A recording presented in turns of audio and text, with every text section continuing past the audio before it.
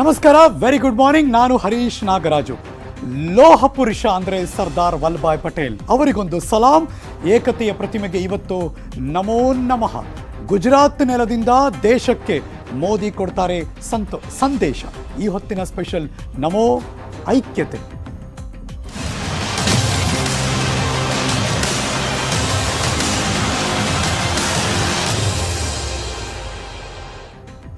ಜಾಗತಿಕ ಮಟ್ಟದಲ್ಲಿ corona attack ಆದಮೇಲೆ ಅಂದರೆ ಕಳೆದ ಮಾರ್ಚಿಂದ ಇಲ್ಲಿ ತನಕ ಇದೇ ಮೊದಲ ಬಾರಿಗೆ ನರೇಂದ್ರ ಮೋದಿ ಅವರು ತವರೂರಿನಲ್ಲಿದ್ದಾರೆ, ಅಂದರೆ ಗುಜರಾತ್ನಲ್ಲಿದ್ದಾರೆ.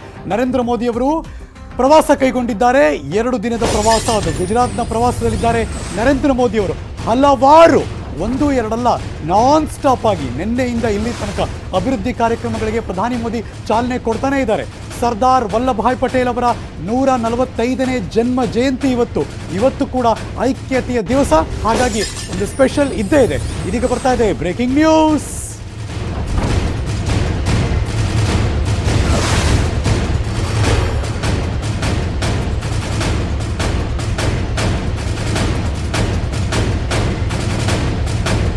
ಈ ಕ್ಷಣ ನೋಡ್ತಿರುವಂತಹ ಬ್ರೇಕಿಂಗ್ ನ್ಯೂಸ್.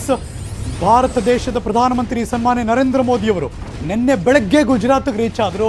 2 ದಿವಸಗಳ ಪ್ರವಾಸದಲ್ಲಿದ್ದಾರೆ. ಕಂಟಿನ್ಯೂಸ್ ಆಗಿ ಹಲವಾರು ಅಭಿವೃದ್ಧಿ ಕಾರ್ಯಕ್ರಮಗಳಿಗೆ ಚಾಲನೆಯಂತೂ ಕೊಡ್ತಾನೆ ಇದ್ದಾರೆ. ಇವತ್ತು ಸ್ಪೆಷಲ್ ಡೇ, ಯಾಕೆಂದರೆ ಇವತ್ತು ಸರ್ದಾರ್ ವಲ್ಲಭಾಯ್ ಪಟೇಲ್ ಅವರ 145ನೇ ಜಯಂತಿ, ಜನ್ಮ ಜಯಂತಿ. ನಮಗೆ ಗೊತ್ತಿರೋ ಹಾಗೆ ಸ್ಟ್ಯಾಚ್ಯೂ ಆಫ್ ಯೂನಿಟಿ ಅಹಮದಾಬಾದ್ನಲ್ಲಿದೆ. ದೇಶದ ಏಕತೆಯ ದಿವಸ ಇವತ್ತು. ಹಾಗಾಗಿ ಕ್ಷಣಗಣನೆ ಶುರುವಾಗಿದೆ. ಇಡೀ ದೇಶಕ್ಕೆ ಏಕತೆಯ ಸಂದೇಶವನ್ನು ಸಾರ್ತಾರೆ ಇವತ್ತು ನರೇಂದ್ರ ಮೋದಿ ಅವರು. ಕೆಲವೇ ಕ್ಷಣದಲ್ಲಿ ಆರೋಗ್ಯ ಅರಣ್ಯವನ್ನು ಉದ್ಘಾಟನೆ ಮಾಡ್ತಾರೆ.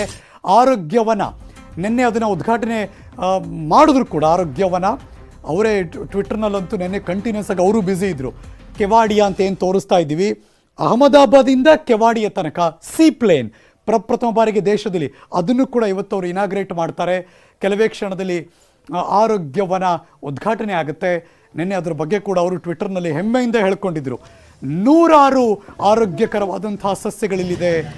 ಅದೆಲ್ಲವನ್ನು ಕೂಡ ಇನಾಗ್ರೇಟ್ ಮಾಡೋದಕ್ಕೆ ನಾನು ಬಹಳ ಕುತೂಹಲದಿಂದ ಇದ್ದೀನಿ ಮತ್ತು ಅಷ್ಟೇ ಹೆಮ್ಮೆಯಿಂದ ಅದನ್ನು ಹೇಳ್ಕೊತಿದ್ದೀನಿ ನಾನು ಅಂತ ಕೂಡ ಟ್ವಿಟರ್ನಲ್ಲಿ ಬರ್ಕೊಂಡಿದ್ರು. ಅಟ್ ದ ಸೇಮ್ ಟೈಮ್ ಬಹಳ ಇಂಟ್ರೆಸ್ಟಿಂಗ್ ಅಂದರೆ ನಿನ್ನೆ ಕೂಡ ಮಕ್ಕಳಿಗೆ ನ್ಯೂಟ್ರಿಷನ್ ವನವನ್ನು ಕೂಡ ಅವರು ಉದ್ಘಾಟನೆ ಮಾಡಿದ್ರು. ಅದ್ರ ಬಗ್ಗೆ ಕೂಡ ಅವರು ತುಂಬ ಹೆಮ್ಮೆಯಿಂದ ಬರ್ಕೊಂಡಿದ್ದಾರೆ ಟ್ವಿಟರ್ನಲ್ಲೂ ಕೂಡ.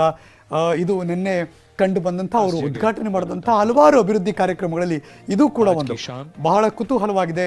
ಕೆವಾಡಿಯ ಗುಜರಾತ್ನಲ್ಲಿ ಹಲವಾರು ಅಭಿವೃದ್ಧಿ ಕಾರ್ಯಕ್ರಮಗಳಿಗೆ ನಿನ್ನೆ ನರೇಂದ್ರ ಮೋದಿ ಅವರು ಚಾಲನೆಯನ್ನು ಕೊಟ್ಟರು. ಕೆಲವೇ ಕ್ಷಣದಲ್ಲಿ ಇವತ್ತು ಆರೋಗ್ಯ ಅರಣ್ಯವನ್ನು ಕೂಡ ಇನಾಗ್ರೇಟ್ ಮಾಡ್ತಾರೆ. ಜೊತೆಗೆ ಒಂದಷ್ಟು ಕ್ರೂಸ್ನಲ್ಲೂ ಕೂಡ ನಿನ್ನೆ ಪ್ರಯಾಣವನ್ನು ಬೆಳೆಸಿದ್ರು ಅವರು. ಏಕತಾ ಕ್ರೂಸ್ ಅಲ್ಲಿ ಪ್ರಯಾಣ ಬೆಳೆಸಿದ್ರು. ಸ್ಟ್ಯಾಚ್ಯೂ ಆಫ್ ಯೂನಿಟಿ ತನಕ ಹೋಗಿ ಬಂದರು. ಹಲವಾರು ಪಿಕ್ಚರ್ಗಳನ್ನು ಕೂಡ ಅವರು ಶೇರ್ ಮಾಡಿದ್ರು. IAS ವರ್ಚುವಲ್ ಸಂವಾದ ಇದೆ ಬೆಳಗ್ಗೆ 9 ಗಂಟೆಗೆ. ಸಮುದ್ರ ವಿಮಾನ ಸೇವೆಗಳನ್ನು ಪ್ರಥಮ ಬಾರಿಗೆ ಉದ್ಘಾಟನೆ ಮಾಡ್ತಾರೆ. ದೇಶದ ಮೊದಲ ಸೀ ಪ್ಲೇನ್ ಅದು ಕೆವಾಡಿಯಾ ಟು ಅಹಮದಾಬಾದ್.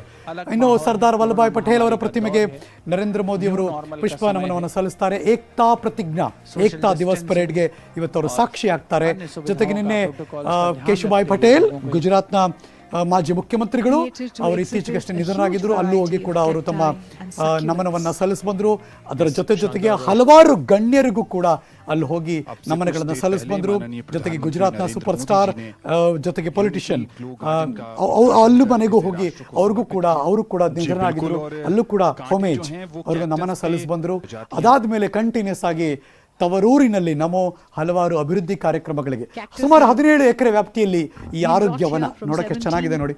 380 ಪ್ರಭೇದಗಳ 5 ಲಕ್ಷ ಔಷಧೀಯ ಸಸ್ಯಗಳಲ್ಲಿದೆ. ಯೋಗ ಆಯುರ್ವೇದದ ಗಾರ್ಡನ್ ಕೂಡ ಇಲ್ಲಿ ತೆರೆದುಕೊಂಡಿದೆ. ಹಾಗಾಗಿ ಅದನ್ನು ನೋಡೋದಕ್ಕೆ ಒಂದು ಅದ್ಭುತವಾಗಿರುವಂತಹ ಕ್ಷಣ ಅದು. ಅದನ್ನು ನರೇಂದ್ರ ಮೋದಿ ಅವರು ಇಡೀ ದೇಶಕ್ಕೆ ಇದೀಗ ಸಮರ್ಪಣೆ ಮಾಡಿದ್ದಾರೆ. ಕೆಲವೇ ಕ್ಷಣದಲ್ಲಿ 7:30ಕ್ಕೆ ಯೂನಿಟಿ ಅಂದ್ರೆ ಸ್ಟ್ಯಾಚ್ಯೂ ಆಫ್ ಯೂನಿಟಿ ಏಕತಾ ಪ್ರತಿಮೆಗೆ ಹೋಗಿ ಅಲ್ಲಿ ನಮನವನ್ನು ಕೂಡ ನರೇಂದ್ರ ಮೋದಿ ಅವರು ಸಲ್ಲಿಸ್ತಾರೆ. ನಿನ್ನೆ ರಾತ್ರಿ ಕಂಡು ಬಂದಂತಹ ಹೊನಲು ಬೆಳಕಿನ ಲೈಟಿಂಗ್ ಅರೇಂಜ್ಮೆಂಟ್ಸ್ ಇದೆಯಲ್ಲ, ಅದು ಅದ್ಭುತವಾಗಿದೆ. ಅದನ್ನು ಕೂಡ ನೀವು ಅದನ್ನ ನೋಡ್ತಾ ಇರುವಂತಹ ಗಳಿಗೆ ಲೋಹ ಪುರುಷನಿಗೆ ಇವತ್ತು ನರೇಂದ್ರ ಮೋದಿ ಅವರು ಸಲಾಂ ಮಾಡ್ತಾರೆ. ಅತಿ ದೊಡ್ಡ ಸ್ಟ್ಯಾಚ್ಯೂನ್ನ ನರೇಂದ್ರ ಮೋದಿ ಅವರು ಅಫ್ಕೋರ್ಸ್ ಅವರ ಅಧಿಕಾರದ ಅವಧಿಯಲ್ಲೇ ಇನಾಗ್ರೇಟ್ ಮಾಡಿದ್ರು. ಒಂದು ಡ್ರೀಮ್ ಪ್ರಾಜೆಕ್ಟ್ಗಳು ಇವೆಲ್ಲವೂ ಕೂಡ. ಹಾಗಾಗಿ ನಾನ್ ಸ್ಟಾಪ್ ಕಂಟಿನ್ಯೂಸ್ ಆಗಿ ನಾನಾಗಲೇ ಮೆನ್ಷನ್ ಮಾಡಿದಾಗೆ ಕರೋನಾ ಔಟ್ ಬ್ರೇಕ್ ಆಗಿ ಮಾರ್ಚ್ ಇಂದ ಇಲ್ಲಿ ತನಕ ನರೇಂದ್ರ ಮೋದಿ ಅವರು ಗುಜರಾತ್ಗೆ ಕಾಲಿಟ್ಟಿರಲಿಲ್ಲ. ಈಗ ಗುಜರಾತ್ ತವರೂರಿನಲ್ಲಿದ್ದಾರೆ. ಕಂಟಿನ್ಯೂಸ್ ಆಗಿ ಹಲವಾರು ಕಾರ್ಯಕ್ರಮಗಳಿತ್ತು, ಎಲ್ಲ ಒಂದೇ ಸರಿ ಹಮ್ಮಿಕೊಂಡಿದ್ದಾರೆ. ಹಾಗಾಗಿ ನಿನ್ನೆ ಮತ್ತು ಇವತ್ತು 2 ದಿವಸ ಗುಜರಾತ್ನ ಪ್ರವಾಸದಲ್ಲಿರುವಂತಹ ನರೇಂದ್ರ ಮೋದಿ ಅವರು ಹಲವಾರು ಅಭಿವೃದ್ಧಿ ಕಾರ್ಯಕ್ರಮಗಳಿಗೆ ಚಾಲನೆಯನ್ನು ಕೊಡ್ತಾ ಇದ್ದಾರೆ. ಪ್ರತಿ ಹಂತದಲ್ಲೂ ಕೂಡ ಅವ್ರು ಎಲ್ಲೆಲ್ಲಿ ಹೋಗಿ ಬಂದ್ರು ಆ ಎಲ್ಲ ವಿಜುವಲ್ಸ್ ನೋಡ್ತಾರೆ. ನಾನು ಆಗ್ಲೇ ಹೇಳಿದ್ದಾನೆ ಏಕತಾ ಕ್ರೂಸ್ ಅಂತ, ಇದೇ ಕ್ರೂಸ್ ಅದು. ಆ ಕ್ರೂಸ್ ನಲ್ಲಿ ಹೋಗಿ ಬಂದಂತಹ ಸಂದರ್ಭದಲ್ಲಿ ಏನು ಫೆರ್ರಿ ಬೋಟ್ ಅಂತ ಕರಿತೀವಿ ಇದನ್ನ ಹಲವಾರು ಕಡೆ ನಾವು ಗೋವಾಗೆ ಹೋದಾಗ್ಲೂ ನೋಡ್ತೀವಿ, ಬೇರೆ ಬೇರೆ ಕಡೆ ನೋಡ್ತೀವಿ, ಫೆರ್ರಿ ಬೋಟ್ ಅಂತೀವಲ್ಲ ಹಂಗೆ. ಸೊ ಈ ಏಕತಾ ಕ್ರೂಸ್ ನಲ್ಲೂ ಕೂಡ ನರೇಂದ್ರ ಮೋದಿ ಅವರು ನಿನ್ನೆ ಹೋಗಿ ಬಂದ್ರು. ಶ್ರೇಷ್ಠ ಭಾರತ್ ಭವನ್ ಅಂತ ಇದೆ ಅಲ್ಲೊಂದು, ಅಲ್ಲಿಂದ ಶುರುವಾಯಿತು. ಸ್ಟ್ಯಾಚ್ಯೂ ಆಫ್ ಯೂನಿಟಿ, ಕೆವಾಡಿಯಾದಲ್ಲಿ ಒಂದು ಸ್ಟ್ಯಾಚ್ಯೂ ಆಫ್ ಯೂನಿಟಿ ಇದೆ. ಶ್ರೇಷ್ಠ ಭಾರತ್ ಭವನ್ ಇಂದ ಸ್ಟ್ಯಾಚ್ಯೂ ಆಫ್ ಯೂನಿಟಿ ತನಕ ಈ ಏಕತಾ ಕ್ರೂಸ್ ಹೋಗುತ್ತೆ. ಹಾಗಾಗಿ ನರೇಂದ್ರ ಮೋದಿ ಅವರು ಅಲ್ಲೊಂದು ಪ್ರಯಾಣ ಬೆಳೆಸಿದ್ರು. ಏಕತಾ ಕ್ರೂಸ್ ಫೆರ್ರಿ ಬೋಟ್ ಸರ್ವಿಸ್ ಅಲ್ಲಿ ಬಂದ್ರು, ಎಲ್ಲವನ್ನು ಕೂಡ ಅಬ್ಸರ್ವ್ ಮಾಡಿದ್ರು. ಅಲ್ಲಿ ಯಾರಾದ್ರೂ ಹೋಗಿದ್ರೆ ಈ ಶ್ರೇಷ್ಠ ಭಾರತ್ ಭವನ್ ಇಂದ ಕೆವಾಡಿಯಾ ಅಂದ್ರೆ ಸ್ಟ್ಯಾಚ್ಯೂ ಆಫ್ ಯೂನಿಟಿ ತನಕ ಅದ್ಭುತವಾಗಿ ವ್ಯೂ ಕಾಣುತ್ತೆ ಈ ಫೆರ್ರಿ ಬೋಟ್ ಅಲ್ಲಿ ಹೋದ್ರೆ. ಆ ಫೆರ್ರಿ ಬೋಟ್ ನೋಡೋಕೆ ಅಷ್ಟು ಚೆನ್ನಾಗಿದೆ, ಇನ್ನು ಅದ್ರ ಮೇಲೊಂದು ಕ್ರೂಸ್ ಅಲ್ಲಿ ಹೋಗಿರೋರಿಗೆ ಒಂದು ಅನುಭವ ಆಗಿರುತ್ತೆ, ಏನ್ ಚೆನ್ನಾಗಿದೆ ಅಲ್ಲ ಈ ಕಂಪ್ಲೀಟ್ ಆಗಿ ವ್ಯೂ ಅಂತ. ಹಾಗಾಗಿ ಆ ಫೆರ್ರಿ ಬೋಟ್ ವ್ಯೂ ಕೂಡ ನಿಮಗೆ ತೋರಿಸಿದೀವಿ ನಾವು. ಇದು ನಿನ್ನೆ ನಡೆದದ್ದು, ಅದ್ಭುತವಾಗಿರುವಂತಹ ಕ್ಷಣ ಅದು ಅವ್ರಿಗೂ ಕೂಡ ಅಷ್ಟೇ ಇಷ್ಟ ಆಗಿದೆ. ನಾನಾಗಲೇ ಮೆನ್ಷನ್ ಮಾಡಿದ್ದೇನೆ ನಿನ್ನೆ ಅವರು ಕೂಡ ಟ್ವಿಟರ್ನಲ್ಲೆಲ್ಲ ತುಂಬ ಆ್ಯಕ್ಟಿವ್ ಆಗಿದ್ರು ಅಂತ. ಸೊ ಹಾಗಾಗಿ ಅದೆಲ್ಲವನ್ನು ಕೂಡ ಅವರು ಬರ್ಕೊಂಡಿದ್ರು. ಅದನ್ನೆಲ್ಲ ಇನಾಗ್ರೇಟ್ ಮಾಡೋಕೆ ನಂಗೆ ಬಹಳ ಖುಷಿ ಆಗ್ತಿದೆ ಅಂತ ಕೂಡ ಹೇಳಿದರು. ಅಲ್ಲಿ ಜೆಟ್ಟಿ ಮತ್ತು ಬೇರೆ ಬೇರೆ ಬೋಟ್ ಸರ್ವಿಸ್ಗಳು ಕೂಡ ಇದೆ, ಅದೆಲ್ಲವನ್ನು ಕೂಡ ಇನಾಗ್ರೇಟ್ ಮಾಡಿದ್ರು. ಒಂದು ರೀತಿ ಬಿಗ್ಗೆಸ್ಟ್ ಅಟ್ರಾಕ್ಟಿವ್ ಪ್ಲೇಸ್ ಅನುಮಾನನೇ ಇಲ್ಲ. ಯಾಕೆಂದರೆ ಆ ಬೋಟಲ್ಲಿ ಹೋಗಿ ಸ್ಟ್ಯಾಚ್ಯೂ ಆಫ್ ಯೂನಿಟಿಗೆ ಹೋಗಿ ಅಲ್ಲಿ ನಿಂತು ನೋಡೋದೇ ಒಂದು, ಯಾರಾದರೂ ಪ್ರವಾಸವನ್ನು ಬೆಳೆಸಿದ್ರೆ ಅಹಮದಾಬಾದ್ ಕಡೆ ಈ ಕೆವಾಡಿಯ ಕಡೆ ಯಾರು ಕೂಡ ಮರೆಯಲ್ಲ. ಅಫ್ಕೋರ್ಸ್ ಅವರೆಲ್ಲರೂ ಕೂಡ ಇವತ್ತು ಮತ್ತೆ ಅದನ್ನು ರೀಕಲೆಕ್ಟ್ ಮಾಡ್ಕೋತಿರ್ತಾರೆ ನರೇಂದ್ರ ಮೋದಿ ಅವರು ಹೋಗಿದ್ದನ್ನು. ಇನ್ನು ಈಗ ನೋಡ್ತಿರುವಂತಹ ಕ್ಷಣ ಇದೆಯಲ್ಲ ಅದೊಂಥರ ಅದ್ಭುತವಾಗಿರುವಂಥ ಪಾರ್ಕ್ ಅದು, ಅದನ್ನು ಇನಾಗ್ರೇಟ್ ಮಾಡಿದ್ದಾರೆ. ಹಲವಾರು ಮೆಮೊರೇಬಲ್ ಅಭಿವೃದ್ಧಿ ಕಾರ್ಯಕ್ರಮಗಳಲ್ಲಿ ಇದು ಕೂಡ ಒಂದು, ನಾವು ಇಂಗ್ಲೀಷ್ನಲ್ಲಿ ಹೇಳ್ತೀವಲ್ಲ ಡೈನಮಿಕ್ ಡ್ಯಾಮ್ ಲೈಟಿಂಗ್ ಅಂತ, ಆ ಥರದ ಒಂದು ವ್ಯೂ ಈ ಕ್ಷಣ ನ್ಯೂಸ್ 18 ಕನ್ನಡದಲ್ಲಿ ನೀವು ನೋಡ್ತಿರುವಂಥ ಯೂನಿಟಿ ಗ್ಲೋ, ಅದನ್ನ ಎಷ್ಟು ಚೆನ್ನಾಗಿ ಅದೆಲ್ಲವನ್ನು ಕೂಡ ಡಿಸೈನ್ ಮಾಡಿದ್ದಾರೆ. ಸರ್ದಾರ್ ಸರೋವರ್ ಡ್ಯಾಮ್ ಕೆವಾಡಿಯಾದಲ್ಲಿದೆ, ಅದರ ಗುಜರಾತ್ನಲ್ಲಿ. ಅದರ ಪಕ್ಕದಲ್ಲೇ ಇರುವಂತಹ ಈ ಯೂನಿಟಿ ಗ್ಲೋ ಗಾರ್ಡನ್, ನಾನಾಗಲೇ ಅದನ್ನೇ ಮೆನ್ಷನ್ ಮಾಡಿದ್ದು, ಡೈನಮಿಕ್ ಡ್ಯಾಮ್ ಲೈಟಿಂಗ್ಗಳನ್ನು ಅಲ್ಲಿ ಅರೇಂಜ್ ಮಾಡಿದ್ದಾರೆ. ಅದಕ್ಕೆ ಅಷ್ಟು ಚೆನ್ನಾಗಿ ರಾತ್ರಿ ಹೊತ್ತಲ್ಲೂ ಕೂಡ ಇದನ್ನು ನೋಡೋದಕ್ಕೆ, ಈ ಆರೋಗ್ಯವನವನ್ನ ನೋಡೋದಕ್ಕೆ ಕೂಡ ಬಹಳ ಒಂದು ಎಕ್ಸೈಟ್ಮೆಂಟ್ ಫೀಲ್ ಮಾಡ್ತೀವಲ್ಲ ಆ ಥರ. ಸೊ ಅದೆಲ್ಲವೂ ಕೂಡ ಈ ಲೈಟಿಂಗ್ ನಲ್ಲಿ, ಡೈನಮಿಕ್ ಲೈಟಿಂಗ್ ಅರೇಂಜ್ಮೆಂಟ್ಸ್ ಅಲ್ಲಂತೂ ಬಹಳ ಖುಷಿ ಆಗ್ತಿತ್ತು ನಿನ್ನೆ ಎಲ್ಲ ವಿಜುವಲ್ಸ್ಗಳನ್ನ ನೋಡೋದಕ್ಕೆ. ಯೂನಿಟಿ ಗ್ಲೋ ಗಾರ್ಡನ್ ಒಂದು ಟೂರ್ ಕೂಡ ಹೋದ್ರು ಅಲ್ಲಿ ಒಳಗಡೆ. ಏನು ಚಿಕ್ಕ ಪುಟ್ಟದಲ್ಲ ಇದು, ನೋಡಕ್ಕೆ ನೋಡಿ ಎಷ್ಟು ದೊಡ್ಡ ವ್ಯೂ ಇದೆ ಅಂತ ಅನಿಸ್ತಾ ಇದೆ. ಒಂದು ಡ್ರೋನ್ ಕ್ಯಾಮ್ರಾ ಮೂವ್ ಆದ್ರೆ ಒಂದು ಅದ್ಭುತವಾಗಿ ಕಾಣಿಸುತ್ತೆ ಇದೆಲ್ಲವೂ ಕೂಡ. ಸೊ ಹಾಗಾಗಿ ಅದೆಲ್ಲ ಕಡೆ ಕೂಡ ನರೇಂದ್ರ ಮೋದಿ ಅವರು ನಿನ್ನೆ ಒಂದು ಟೂರ್ ಹೋಗಿ ಬಂದ್ರು. ಅದ್ರ ಬಗ್ಗೆ ಕೂಡ ಹೆಮ್ಮೆಯಿಂದ ನರೇಂದ್ರ ಮೋದಿ ಅವರು ಬರ್ಕೊಂಡ್ರು. ಅಲ್ಲಿ ಎಷ್ಟೊಂದು ಔಷಧೀಯ ಸಸ್ಯಗಳಿವೆ, ಅದೆಲ್ಲವೂ ಕೂಡ ಮೆಮೊರೇಬಲ್. ನನಗೆ ದೇಶದ ಜನತೆಗೆ ಇದನ್ನ ಇನಾಗ್ರೇಟ್ ಮಾಡೋದಕ್ಕೆ ನಾನು ಕೂಡ ಬಹಳ ಇಷ್ಟಪಡ್ತಿದ್ದೀನಿ ಅಂತ ಕೂಡ ಅವ್ರು ಹೇಳ್ಕೊಂಡಿದ್ದಾರೆ. ಇದು ನರೇಂದ್ರ ಮೋದಿ ಅವರ, ನಾನಾಗ್ಲೇ ಹೇಳಿದ್ದಾರೆ ಡ್ರೋನ್ ವ್ಯೂ ಅಂತ. ಆ ಯೂನಿಟಿ ಗ್ಲೋ ಗಾರ್ಡನ್ ನ ಡ್ರೋನ್ ವ್ಯೂ ನೋಡಿ ಹೆಂಗಿದೆ ಅದ್ಭುತವಾಗಿ. 17 ಎಕರೆ ಜಾಗದಲ್ಲಿ ತೆರೆದುಕೊಂಡಿರುವಂತಹ ಅದ್ಭುತವಾಗಿರುವಂತಹ ಜಾಗ ಇದು. Next time don't miss. ಈ ಕೊರೋನಾ, ಈ ಕೋವಿಡ್-19 ಇಂದ ಒಂಚೂರು ಹೊರಗೆ ಈಗಾಗಲೇ ಹೊರಗೆ ಬರ್ತಾ ಇದೀವಿ, ಬಟ್ ಸ್ಟಿಲ್ ಹುಷಾರು. ನೆಕ್ಸ್ಟ್ ಟೈಮ್ ಈ ತರ ಹೋದಾಗ ಇದೊಂದು ದೊಡ್ಡ ಅದ್ಭುತವಾದಂತಹ ಟೂರಿಸ್ಟ್ ಪ್ಲೇಸ್ ಆಗುತ್ತೆ, ಅನುಮಾನನೇ ಇಲ್ಲ. ಜೊತೆಗೆ ಇನ್ಫಾರ್ಮೇಶನ್ ಕೂಡ ಇಲ್ಲಿ ಅದ್ಭುತವಾಗಿ ಸಿಗುತ್ತೆ. ಮಕ್ಕಳನ್ನ ಕರ್ಕೊಂಡು ಹೋಗುವಂತಹ ಜಾಗ ಇದು. ಔಷಧೀಯ ಸಸ್ಯಗಳ ಬಗ್ಗೆ ಮಕ್ಕಳಿಗೆ ಮಾಹಿತಿ ಕೊಡೋದಕ್ಕೆ ಏನಾದ್ರು ಇದ್ರೆ ಇದೊಂದು ಒಳ್ಳೆ ಜಾಗ.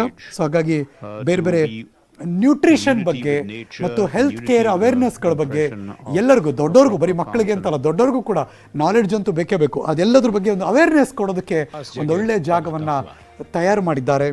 ಹಾಗಾಗಿ ಅದಕ್ಕೆ ಹೆಸರಿಟ್ಟಿರೋದು ಯೂನಿಟಿ ಗ್ಲೋ ಗಾರ್ಡನ್ ಅಂತ. ಇದೆಲ್ಲವೂ ಕೂಡ ಅಹಮದಾಬಾದ್ನಲ್ಲಿ 2 ದಿವಸದ ಪ್ರವಾಸದ ಅಂಗವಾಗಿ ನರೇಂದ್ರ ಮೋದಿ ಅವರು ಹಮ್ಮಿಕೊಂಡಿದ್ದಾರೆ.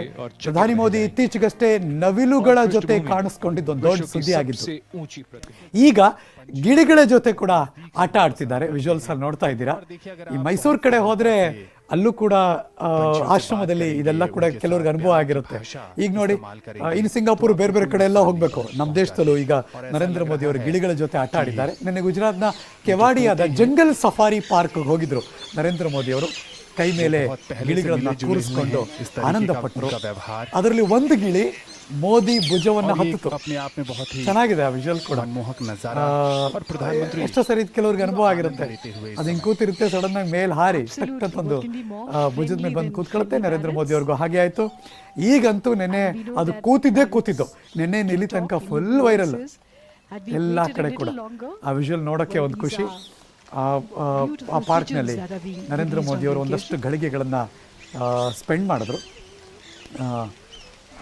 ನೆನೆ ಗುಜರಾತ್ನ ಕೆವಾಡಿಯಾದಲ್ಲಿ ಒಂದು ಜಂಗಲ್ ಸಫಾರಿ. ಆ ಜಂಗಲ್ ಸಫಾರಿಯ ಗಿಳಿಗಳ ಜೊತೆ, ಪಕ್ಷಿಗಳ ಜೊತೆ ನರೇಂದ್ರ ಮೋದಿ ಅವರು ಒಂದಷ್ಟು ಘಳಿಗೆಗಳನ್ನು ಕಳೆದಂತಹ ಕ್ಷಣ ನಾವು ನಿಮಗೆ ತೋರಿಸ್ತಾ ಇದ್ದೀವಿ. 2 ದಿವಸದ ಪ್ರವಾಸದ ಭಾಗವಾಗಿ ನರೇಂದ್ರ ಮೋದಿ ಅವರು ಆ ಎಲ್ಲ ಅಭಿವೃದ್ಧಿ ಕಾರ್ಯಗಳಿಗೆ ಚಾಲನೆ ಕೊಟ್ಟರು. ಮಕ್ಕಳಿಗೋಸ್ಕರ ಇರುವಂತಹ ನ್ಯೂಟ್ರಿಷನ್ ಪಾರ್ಕ್ ಅದನ್ನು ಕೂಡ ಇನಾಗ್ರೇಟ್ ಮಾಡಿದ್ರು. ಇನ್ನು ಪಕ್ಷಿಗಳ ಜೊತೆ ಅದು ಕೂಡ ಬರ್ಡ್ ವಾಚಿಂಗ್ ಅಂತ ಕರಿತೀವಲ್ಲ, ಬಹಳ ಕುತೂಹಲವಾಗಿದೆ. ನನಗೂ ಕೂಡ ಅಷ್ಟೇ ಕುತೂಹಲವಾಗಿತ್ತು ಅಂತ ಅವರೇ PMO ಇಂಡಿಯಾ ಅವರ ಟ್ವಿಟರ್ ಪೇಜ್ಗೆ ಹೋದ್ರೆ ಇವೆಲ್ಲವೂ ಕೂಡ ಕಾಣುತ್ತೆ.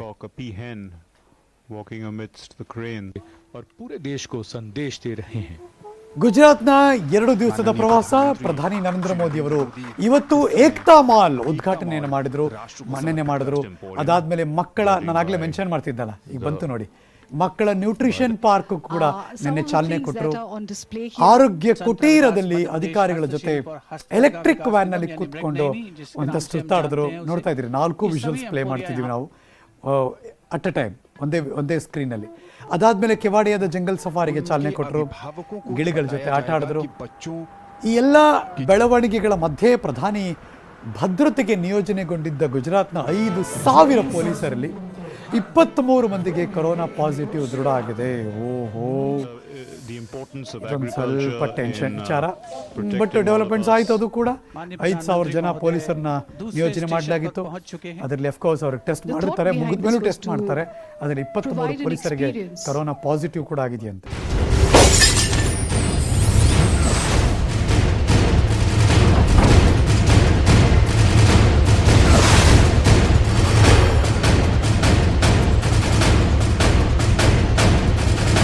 ಈ ಕ್ಷಣ ನೀವು ನೋಡ್ತಿರುವಂತಹ ಬ್ರೇಕಿಂಗ್ ನ್ಯೂಸ್. ಇವತ್ತು ಸರ್ದಾರ್ ವಲ್ಲಭಾಯ್ ಪಟೇಲ್, ಉಕ್ಕಿನ ಮನುಷ್ಯ, ಲೋಹದ ವ್ಯಕ್ತಿ ಸರ್ದಾರ್ ವಲ್ಲಭಾಯ್ ಪಟೇಲ್ 145ನೇ ಜನ್ಮ ಜಯಂತಿ. ಇವತ್ತು ದೇಶದ ಮೊದಲ ಸೀ ಪ್ಲೇನ್ಗೆ ಇವತ್ತು ಮೋದಿ ಚಾಲನೆ ಕೊಡ್ತಾರೆ.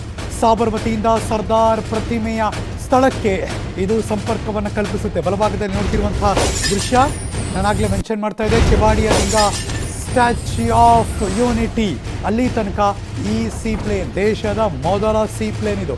ಅಹಮದಾಬಾದ್ ನದಿ ತೀರದಿಂದ ಕೆವಾಡಿಯಾಗೆ ಈ ಸೀ ಪ್ಲೇನ್ ಕೇವಲ 30 ನಿಮಿಷದಲ್ಲಿ ಸರೋವರ ಡ್ಯಾಮ್ ತಲುಪುತ್ತೆ. ಈ ಸೀ ಪ್ಲೇನ್ ಸರೋವರ ಡ್ಯಾಮ್ನ ಹಿನ್ನೀರಿನಲ್ಲಿ ವಿಮಾನ ಕೂಡ ಇಳಿಯುತ್ತೆ. ಅದ್ಭುತವಾಗಿರುವಂತಹ ಅನುಭವ. ಇವತ್ತು ನರೇಂದ್ರ ಮೋದಿ ಅವರು ಈ ಸೀ ಪ್ಲೇನ್ಗೆ ಚಾಲನೆಯನ್ನು ಕೊಡ್ತಾರೆ. Breaking news.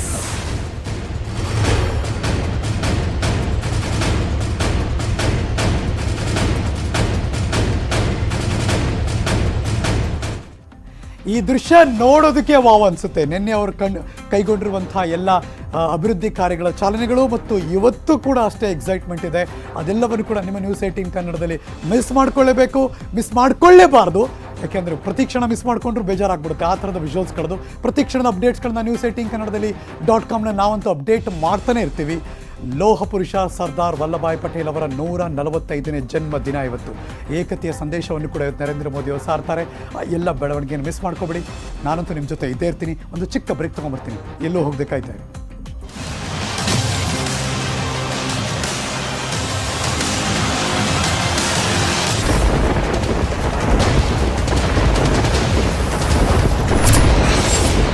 ಮತ್ತೆ ಕಾಡಿದ ಮಹಾಮಳೆ.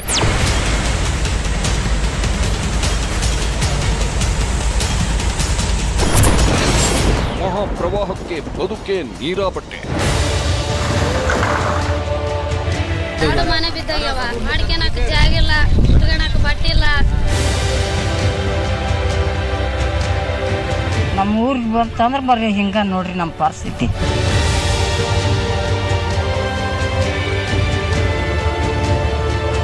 ತರಕಾರಿ ಹರಿಯಾಕತ್ತಿದ್ವಿ ಸರ್, ಎಲ್ಲ ಹೋಳಿಗೆ ಕೊಚ್ಕೊಂಡು ಹೋಗ್ಬಿಟ್ಟೈತ್ರಿ ಸರ್.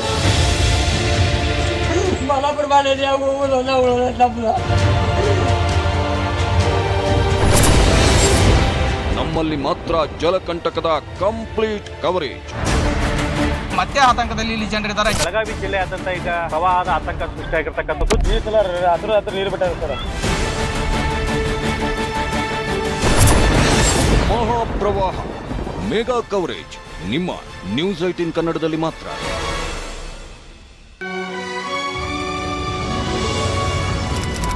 ಸ್ಟಾರ್ಟಿಂಗಲ್ಲಿ ನಮಗೆ ಭಯ ಇತ್ತು. ನಮ್ಮದು ಹಳೆ ಹಾಸ್ಟೆಲ್ ಲೈಫ್ ನೆನಪಿಗೆ ಬಂತು. ಅವ್ರು ಹೇಳಿದ್ರು, ಮೊದಲು ಹೇಳಿದ್ರು ಇದಕ್ಕೆ ಮೆಡಿಸಿನ್ ಇಲ್ಲ, ಸ್ವಲ್ಪ ವೈರಸ್ ಕಾಣಿಸ್ತಿದೆ ಅಂತ ಹೇಳಿದ್ರು ಅಷ್ಟೇ. ಸ್ಟ್ರಿಕ್ಟ್ಲಿ ನೀವು ಮೈಂಡ್ನ ರಿಕವರ್ ಮಾಡ್ಕೋಬೇಕಷ್ಟೆ. ನಕ್ಸಲೈಟ್ಸ್ ಥರ ಟ್ರೀಟ್ ಮಾಡೋಕ್ಕೆ ಶುರು ಮಾಡೋದು. 1 ವೀಕ್ ಆದಮೇಲೆ ನಾನು ಡಿಸ್ಚಾರ್ಜ್ ಆದಮೇಲೆ ಈಗ ಒಬ್ಬೊಬ್ಬರೇ ಹೌದಾ ಏನು ಪ್ರಾಬ್ಲಮ್ ಇಲ್ವಾ, ಚೆನ್ನಾಗಿದ್ದೀರಾ ಅಂತ ಈಗ ಜನ ಸ್ವಲ್ಪ ಮಾತಾಡೋಕ್ಕೆ ಶುರು. 1 ವೀಕು ಕರೆಕ್ಟಾಗಿ ಶುದ್ಧವಾಗಿ ಎಲ್ಲ ಇದ್ದರೆ ನಾವು ಆ ಕೊರೋನಾ ಅನ್ನೋದು ಒದ್ದು ಓಡಿಸ್ಬೋದು. ಮದ್ದು ಟೈಮ್ ತಗೊಳ್ಳೋದ್ರಿಂದ, ನಾನು ಊಟ ಉಪಚಾರ ಮಾಡೋದ್ರಿಂದ ನನ್ನ ಕಾಯಿಲೆಗಳಿಂದ ನಾನು ಗುಣಪಟ್ಟೆ. ಕಾಯಿಲೆಗೆ ಭಯಪಡದೆ ಧೈರ್ಯದಿಂದ ಈ ದಿವಸ ಬಲ್ಲೆಂಬ ನನಗೆ ಧೈರ್ಯ ಇತ್ತು. ಅದರಿಂದಾಗಿ ನಾನು ಎಲ್ಲ ಕಾಯಿಲೆಗಳನ್ನು ಸಂಕಷ್ಟಗಳನ್ನು ಎದುರಿಸಿ ಮನೆಗೆ ಬಂದೆ. ನಾನು 18ನೇ ತಾರೀಕೆ ವಿಕ್ಟೋರಿಯಾ ಹಾಸ್ಪಿಟಲ್ನಲ್ಲಿ ಅಡ್ಮಿಟ್ ಆಗಿದೆ. ಊಟ ಬರೋದು ಟೈಮ್ಗೆ ಮತ್ತು ಅವಾಗ ಒಂದು ಕ್ಲೀನ್ ಮಾಡ್ಕೊಂಡು ಹೋಗೋದು. ಡಾಕ್ಟ್ರ್ ಬಂದ್ಬಿಟ್ಟು ಅವಾಗ ಇನ್ಸ್ಪೆಕ್ಟ್ ಮಾಡಿಕೊಂಡು ಎಲ್ಲ ಚೆನ್ನಾಗಿದೆ ಅಂತ ಹೇಳ್ಬಿಟ್ಟು 27th ಈವ್ನಿಂಗ್ ನನ್ನ ಡಿಸ್ಚಾರ್ಜ್ ಮಾಡಿದ್ರು. ತಂದೆ ಜೊತೆ ನಾವು ತೀರ್ಕೊಬಿಟ್ವೇನೋ ಅನ್ನೋ ಭಯ ಆತಂಕ ಕೂಡ ಇತ್ತು. ಟ್ರೀಟ್ಮೆಂಟ್ ಎಲ್ಲ ಏನಿಲ್ಲ ಸರ್, ಬೆಡ್ ರೆಸ್ಟ್. ನಮಗೆ ಸೋಷಿಯಲ್ ಡಿಸ್ಟೆನ್ಸ್ ಇದ್ದು 2 ಬೆಡ್ಗೊಬ್ರನ್ನ ಮಾಸ್ಕ್ ಧರಿಸ್ಬೇಕಿತ್ತು, ಜೊತೆಗೆ ಸ್ಯಾನಿಟೈಸರ್ ಯೂಸ್ ಮಾಡಕ್ಕೆ ಹೇಳಿದ್ರು. ಅದೇ ರೀತಿ ಇದ್ವಿ ಸರ್. ಬಿಸಿನೀರು ಆದಷ್ಟು ಬಿಸಿನೀರು ಕೊಡ್ತಾ ಬಂದರು. ನಮ್ಮಿಂದ ಯಾರು ಮುಂಬೈಯಿಂದ ಬರ್ಬೋದು, ನೆಕ್ಸ್ಟ್ ಯಾರು ನಮ್ಮ ರಿಲೇಷನ್ ಆಗ್ಬೋದು, ಅವ್ರಿಗೆಲ್ಲ ಧೈರ್ಯ ತುಂಬ್ತಾ ಬಂದ್ವಿ. No need to worry. ಬಂದರೆ ಸಹ ಬರೋದು ಬೇಡ. ಕಿಟ್ ಇದೆ, ಅದು ಬಾಂಗ್ಲಾದಲ್ಲಿ ಚೆನ್ನಾಗಿ ವರ್ಕ್ ಆಗಿದೆ ಅಂತ ಅದೇ ಕಿಟ್ಟನ್ನು ಇಲ್ಲಿ ಪ್ರೋಟೋಕಾಲ್ನಲ್ಲಿ ಫಾಲೋ ಮಾಡ್ತಾ ಇದ್ದಾರೆ. ಟೆಸ್ಟ್ ಮಾಡಿಕೊಳ್ಳಿಕ್ಕೂ ಯಾರೂ ಜನ ಹಿಂಜರಿಯೋದು ಬೇಡ. ಆ ಕೊರೋನಾ ಚೈನನ್ನು ಕಟ್ ಮಾಡಲಿಕ್ಕೆ ಅನುಕೂಲ ಆಗುತ್ತೆ. ಪಾಸಿಟಿವ್ ಬಂದಾಗಂತೂ ತುಂಬ ಭಯ ಇತ್ತು. ಇವಾಗ ಯಾರೇ ಪೇಷಂಟ್ ಆದರೂ ಕೂಡ ನಾನು ಅವ್ರಿಗೆ ಧೈರ್ಯ ಹೇಳಲಿಕ್ಕೆ ಇಷ್ಟಪಡ್ತೀನಿ, ನಿಮ್ಗೇನೂ ಆಗಿಲ್ಲ. ಟೈಮ್ ಟು ಟೈಮ್ ಊಟ ಪರ್ಫೆಕ್ಟಾಗಿ ಕೊಡ್ತಿದ್ರು, ಬಿಸಿ ಬಿಸಿ ಊಟ ಕೊಡ್ತಿದ್ರು, ಮತ್ತು ಬಿಸಿನೀರು ಕುಡಿಲಿಕ್ಕೆ ಕೊಡ್ತಿದ್ರು. ನನ್ನ ಮಗ 2 ವರ್ಷದವನು, ಅವನಿಗೂ ಕೂಡ ಪಾಸಿಟಿವ್ ಅಂತ ಹೇಳಿದ್ರು, ಅವನಿಗೂ ಅಷ್ಟೇ ಕೊಟ್ಟಿದ್ದು. ಬಿಸ್ಕೆಟ್ ಆಗಲಿ, ಏನು ಹಾಲಾಗಲಿ, ಹಣ್ಣಾಗಲಿ ತಂದು ಕೊಡ್ತಿದ್ರು. ಅದನ್ನು ಬಿಟ್ಟರೆ ನಮಗೆ ಎಂಥ ಒಂದು ಔಷಧಿ, ಒಂದು ಮಾತ್ರೆ ಎಂಥದ್ದು ಕೂಡ ಕೊಟ್ಟಿಲ್ಲ. ಸೋಷಿಯಲ್ ಡಿಸ್ಟೆನ್ಸಲ್ಲಿ ಇರಿ, ಆಟೋಮೆಟಿಕ್ ನೀವೇ ರಿಕವರ್ ಆಗ್ತೀವಿ. ನಮ್ಮ ಮನೆಯಲ್ಲಿ 7 ಜನರಿಗೆ ಮತ್ತು ಸಿಬ್ಬಂದಿ ವರ್ಗದ 4 ಜನರಿಗೆ ಪಾಸಿಟಿವ್ ಬಂತು. ಆದರೆ ಎಲ್ಲರೂ ಆರೋಗ್ಯದಲ್ಲೇ ಇದೆ. ನನ್ನ ಅಮ್ಮ 85 ವರ್ಷ, ನನ್ನ ಹೆಂಡತಿ 56 ವರ್ಷ, ನನ್ನ ಮೊಮ್ಮಗಳು ಪ್ರಣತಿ ಪ್ರಭು 4 ತಿಂಗಳ ಮಗು. ಕೊರೋನಾವನ್ನು ಗೆದ್ದು ಆರೋಗ್ಯದಿಂದ ನಮ್ಮ ಮನೆಗೆ ನಾವು ಬಂದಿದ್ದೇವೆ. ಕೊರೋನಾದಿಂದ ಯಾರೂ ಹೆದರಬೇಕಾಗಿಲ್ಲ ಮತ್ತು ಏನೂ ಅದರ ಬಗ್ಗೆ ಭಯ ಪಡಬೇಕಾಗಿಲ್ಲ. ಅವರಿಗೆ ನಾವು ಧೈರ್ಯ ತುಂಬಬೇಕು. ಎಲ್ಲರೂ ಧೈರ್ಯದಿಂದ ಇರಬೇಕು. ಧೈರ್ಯವೇ ಅದಕ್ಕೆ ಮದ್ದು.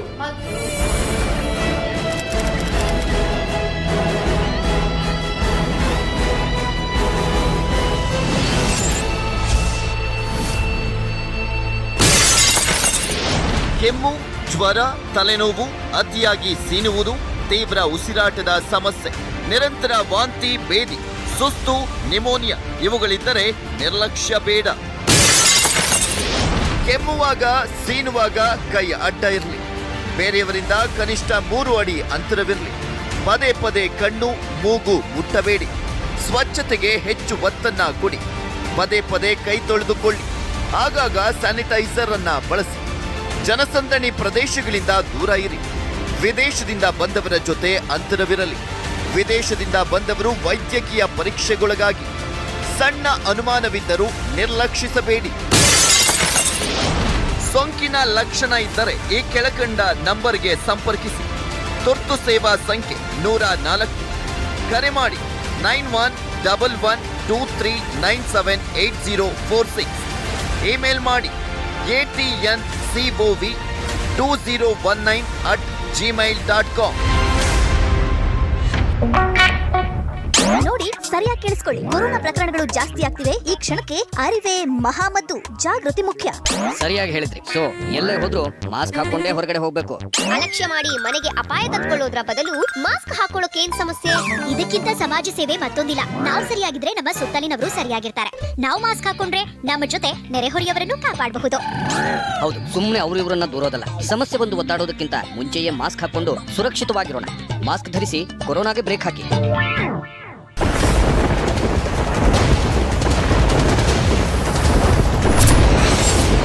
ಮತ್ತೆ ಕಾಡಿದ ಮಹಾಮಳೆ.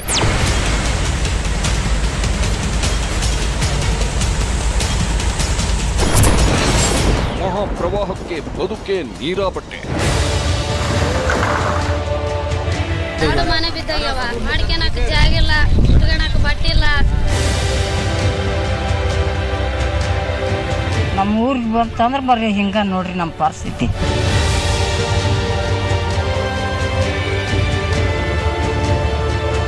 ತರಕಾರಿ ಹರಿಯಾಕತ್ತಿದ್ವಿ ರೀ ಸರ್, ಎಲ್ಲ ಹೋಳಿಗೆ ಕೊಚ್ಕೊಂಡು ಹೋಗ್ಬಿಟ್ಟೈತ್ರಿ ಸರ್. ಮಲಪುರ ಬಾಲೇರಿ ಹೋಗೋದಲ್ಲ ನಮ್ದು. ನಮ್ಮಲ್ಲಿ ಮಾತ್ರ ಜಲಕಂಟಕದ ಕಂಪ್ಲೀಟ್ ಕವರೇಜ್. ಮತ್ತೆ ಆತಂಕದಲ್ಲಿ ಇಲ್ಲಿ ಜನರಿದ್ದಾರೆ. ಬೆಳಗಾವಿ ಜಿಲ್ಲೆಯಾದ್ಯಂತ ಈಗ ಪ್ರವಾಹದ ಆತಂಕ ಸೃಷ್ಟಿಯಾಗಿರ್ತಕ್ಕಂಥದ್ದು. ನೀರು ಕಲರ್ ಅದ್ರ ನೀರು ಬಿಟ್ಟಾರೆ ಸರ್. ಮಹಾಪ್ರವಾಹ ಮೆಗಾ ಕವರೇಜ್ ನಿಮ್ಮ ನ್ಯೂಸ್ 18 ಕನ್ನಡದಲ್ಲಿ ಮಾತ್ರ.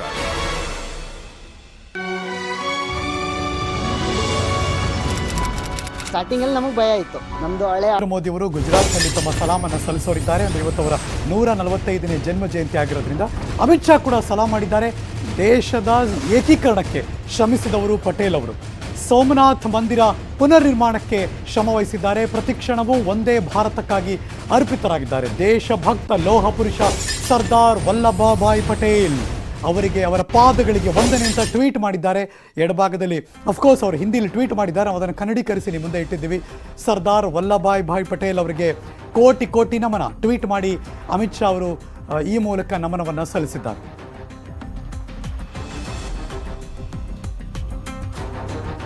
ಬಲಭಾಗದಲ್ಲಿ ಆ ಲೈಟಿಂಗ್ ಅರೇಂಜ್ಮೆಂಟ್ಸ್ಗಳು ಅದನ್ನು ನೋಡ್ತಾ ಇದ್ದರೆ ನೆಕ್ಸ್ಟ್ ಟೈಮ್ ಹೋದಾಗ ಖಂಡಿತವಾಗ್ಲೂ ವಿಸಿಟ್ ಮಾಡಬೇಕು ಅನಿಸುತ್ತೆ. 30 ಲಕ್ಷ LED ಲೈಟ್ಗಳನ್ನು ಬಳಸಿ ವಿನ್ಯಾಸಗೊಳಿಸಿರೋದು. ಎಲ್ಲ ಮಾಹಿತಿಯನ್ನು ಕೂಡ ಅಪ್ಡೇಟ್ ಮಾಡ್ತಾನೆ ಇರ್ತೀವಿ. news18kannada.com ಕ್ಲಿಕ್ ಮಾಡಿ ಮಾಹಿತಿಗಳಂತೂ ಪಡ್ಕೋತಾನೆ ಇರಿ. ಒಂದು ಚಿಕ್ಕ ಬ್ರೇಕ್ ತೊಗೊಂಡ್ಬರ್ತೀನಿ, ಎಲ್ಲೂ ಹೋಗ್ಬೇಕಾಯ್ತಾ ಎಲ್ಲ ಏನಿಲ್ಲ ಸರ್. ಬೆಡ್ ರೆಸ್ಟ್, ನಮಗೆ ಸೋಷಿಯಲ್ ಡಿಸ್ಟೆನ್ಸ್ ಇದ್ದು 2 ಬೆಡ್ಗೊಬ್ರನ್ನ ಮಾಸ್ಕ್ ಧರಿಸಬೇಕಿತ್ತು, ಜೊತೆಗೆ ಸ್ಯಾನಿಟೈಸರ್ ಯೂಸ್ ಮಾಡಕ್ಕೆ ಹೇಳಿದ್ರು. ಅದೇ ರೀತಿ ಇದ್ವಿ ಸರ್. ಬಿಸಿನೀರು ಆದಷ್ಟು ಬಿಸಿನೀರು ಕೊಡ್ತಾ ಬಂದರು. ನಮ್ಮಿಂದ ಯಾರು ಮುಂಬೈನ ಬರ್ಬೋದು, ನೆಕ್ಸ್ಟ್ ಯಾರು ನಮ್ಮ ರಿಲೇಷನ್ ಆಗ್ಬೋದು, ಅವ್ರಿಗೆಲ್ಲ ಧೈರ್ಯ ತುಂಬ್ತಾ ಬಂದ್ವಿ.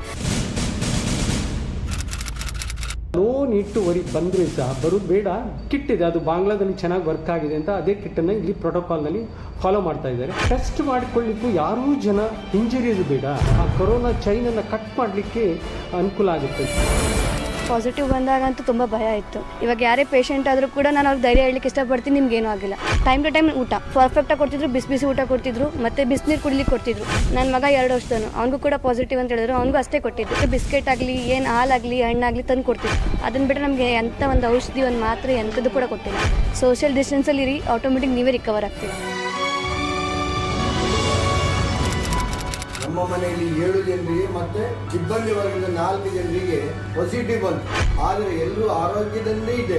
ನನ್ನ ಅಮ್ಮ 85 ವರ್ಷ, ನನ್ನ ಹೆಂಡತಿ 56 ವರ್ಷ, ನನ್ನ ಮೊಮ್ಮಗಳು ಪ್ರಣತಿ ಪ್ರಭು 4 ತಿಂಗಳ ಮಗು. ಕೊರೋನಾವನ್ನು ಗೆದ್ದು ಆರೋಗ್ಯದಿಂದ ನಮ್ಮ ಮನೆಗೆ ನಾವು ಬಂದಿದ್ದೇವೆ. ಕೊರೋನಾದಿಂದ ಯಾರೂ ಹೆದರಬೇಕಾಗಿಲ್ಲ ಮತ್ತು ಏನೂ ಅದರ ಬಗ್ಗೆ ಭಯ ಪಡಬೇಕಾಗಿಲ್ಲ. ಅವರಿಗೆ ನಾವು ಧೈರ್ಯ ತುಂಬಬೇಕು. ಎಲ್ಲರೂ ಧೈರ್ಯ ತಿಂದಿರು. ಧೈರ್ಯವೇ ಅದಕ್ಕೆ ಮದ್ದು.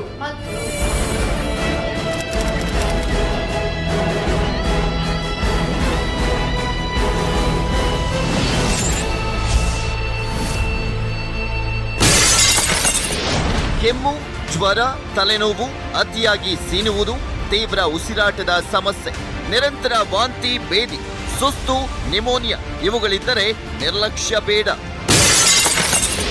ಕೆಮ್ಮುವಾಗ, ಸೀನುವಾಗ ಕೈ ಅಡ್ಡ ಇರಲಿ. ಬೇರೆಯವರಿಂದ ಕನಿಷ್ಠ 3 ಅಡಿ ಅಂತರವಿರಲಿ. ಪದೇ ಪದೇ ಕಣ್ಣು ಮೂಗು ಮುಟ್ಟಬೇಡಿ. ಸ್ವಚ್ಛತೆಗೆ ಹೆಚ್ಚು ಒತ್ತನ್ನ ಕೊಡಿ. ಪದೇ ಪದೇ ಕೈ ತೊಳೆದುಕೊಳ್ಳಿ. ಆಗಾಗ ಸ್ಯಾನಿಟೈಸರ್ ಅನ್ನ ಬಳಸಿ. ಜನಸಂದಣಿ ಪ್ರದೇಶಗಳಿಂದ ದೂರ ಇರಿ. ವಿದೇಶದಿಂದ ಬಂದವರ ಜೊತೆ ಅಂತರವಿರಲಿ. ವಿದೇಶದಿಂದ ಬಂದವರು ವೈದ್ಯಕೀಯ ಪರೀಕ್ಷೆಗೊಳಗಾಗಿ. ಸಣ್ಣ ಅನುಮಾನವಿದ್ದರೂ ನಿರ್ಲಕ್ಷಿಸಬೇಡಿ. ಸೋಂಕಿನ ಲಕ್ಷಣ ಇದ್ದರೆ ಈ ಕೆಳಕಂಡ ನಂಬರ್ಗೆ ಸಂಪರ್ಕಿಸಿ. ತುರ್ತು ಸೇವಾ ಸಂಖ್ಯೆ 104. ಕರೆ ಮಾಡಿ 911123978046. ಇಮೇಲ್ ಮಾಡಿ atncov2019@gmail.com. ನೋಡಿ, ಸರಿಯಾಗಿ ಕೇಳಿಸ್ಕೊಳ್ಳಿ. ಕೊರೋನಾ ಪ್ರಕರಣಗಳು ಜಾಸ್ತಿ ಆಗ್ತಿವೆ. ಈ ಕ್ಷಣಕ್ಕೆ ಅರಿವೇ ಮಹಾಮದ್ದು. ಜಾಗೃತಿ ಮುಖ್ಯ. ಸರಿಯಾಗಿ ಹೇಳಿದ್ರಿ. ಸೊ ಎಲ್ಲೇ ಹೋದ್ರು ಮಾಸ್ಕ್ ಹಾಕೊಂಡೇ ಹೊರಗಡೆ ಹೋಗ್ಬೇಕು. ಅಲಕ್ಷ್ಯ ಮಾಡಿ ಮನೆಗೆ ಅಪಾಯ ತಂದ್ಕೊಳ್ಳೋದ್ರ ಬದಲು ಮಾಸ್ಕ್ ಹಾಕೊಳ್ಳೋಕೇನ್ ಸಮಸ್ಯೆ? ಇದಕ್ಕಿಂತ ಸಮಾಜ ಸೇವೆ ಮತ್ತೊಂದಿಲ್ಲ. ನಾವು ಸರಿಯಾಗಿದ್ರೆ ನಮ್ಮ ಸುತ್ತಲಿನವರು ಸರಿಯಾಗಿರ್ತಾರೆ. ನಾವು ಮಾಸ್ಕ್ ಹಾಕೊಂಡ್ರೆ ನಮ್ಮ ಜೊತೆ ನೆರೆಹೊರೆಯವರನ್ನು ಕಾಪಾಡಬಹುದು. ಹೌದು, ಸುಮ್ಮನೆ ಅವರು ಇವರನ್ನ ದೂರೋದಲ್ಲ. ಸಮಸ್ಯೆ ಬಂದು ಒದ್ದಾಡೋದಕ್ಕಿಂತ ಮುಂಚೆಯೇ ಮಾಸ್ಕ್ ಹಾಕೊಂಡು ಸುರಕ್ಷಿತವಾಗಿರೋಣ. ಮಾಸ್ಕ್ ಧರಿಸಿ, ಕೊರೋನಾಗೆ ಬ್ರೇಕ್ ಹಾಕಿ.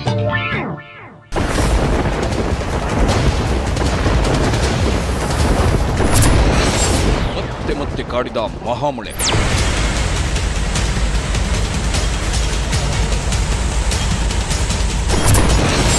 ಮಹಾಪ್ರವಾಹಕ್ಕೆ ಬದುಕೆ ನೀರಾಪಟ್ಟೆ. ಮನೆ ಬಿದ್ದಾಗ್ಯವ, ಮಾಡ್ಕೊಳಕ್ ಜಾಗ ಇಲ್ಲ, ಉಟ್ಕೊಳಕ್ ಬಟ್ಟೆ ಇಲ್ಲ. ನಮ್ಮ ಊರಿಗೆ ಬಂತಂದ್ರೆ ಬರ್ರಿ ಹಿಂಗ ನೋಡ್ರಿ ನಮ್ಮ ಪರಿಸ್ಥಿತಿ.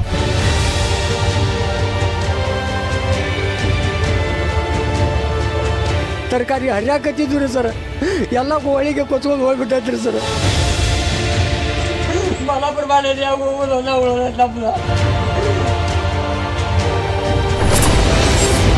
ನಮ್ಮಲ್ಲಿ ಮಾತ್ರ ಜಲಕಂಟಕದ ಕಂಪ್ಲೀಟ್ ಕವರೇಜ್. ಮತ್ತೆ ಆತಂಕದಲ್ಲಿ ಇಲ್ಲಿ ಜನರಿದ್ದಾರೆ. ಬೆಳಗಾವಿ ಜಿಲ್ಲೆಯಾದ್ಯಂತ ಈಗ ಪ್ರವಾಹದ ಆತಂಕ ಸೃಷ್ಟಿಯಾಗಿರ್ತಕ್ಕಂಥದ್ದು. ಈ ಸಲ ಅದ್ರ ನೀರು ಬಿಟ್ಟಾರೆ ಸರ್. ಮಹಾಪ್ರವಾಹ ಮೆಗಾ ಕವರೇಜ್ ನಿಮ್ಮ ನ್ಯೂಸ್ 18 ಕನ್ನಡದಲ್ಲಿ ಮಾತ್ರ.